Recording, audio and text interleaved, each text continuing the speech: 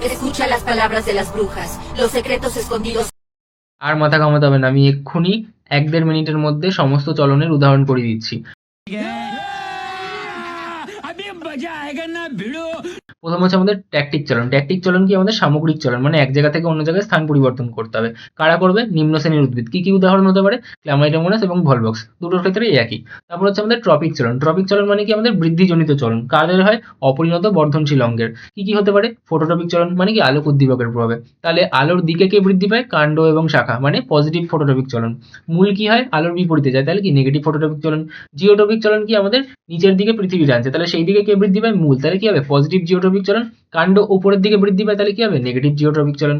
তারপর হচ্ছে আমাদের হাইড্রোট্রপিক চলন। হাইড্রোট্রপিক মানে কি? নিচের দিকে তো জল থাকে নাকি আকাশে জল থাকে? নিচে জল থাকে, তাহলে জলের দিকে বৃদ্ধি পেয়ে কে পায়?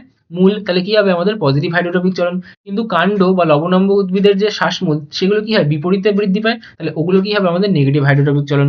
তারপর আসছে আমাদের ন্যাস্টিক চলন, যেটা আমাদের কি? উদ্ভিদের রসস্ফীতিজনিত আবিষ্ট বক্র চলন। তাহলে সেটা কি কি রকম হতে পারে? ফোটোন্যাস্টিক মানে কি? আলোক উদ্দীপকের প্রভাবে নিয়ন্ত্রিত। তাহলে সেটা কি হয়? যে আলোর উপস্থিতিতে সূর্যমুখী, পদ্ম এবং শালুক, এবং আলোর অনুপস্থিতিতে সন্ধ্যাবেলায় বা রাত্রেবেলা ফোটে কে? সন্ধ্যামালতী এবং জুঁই।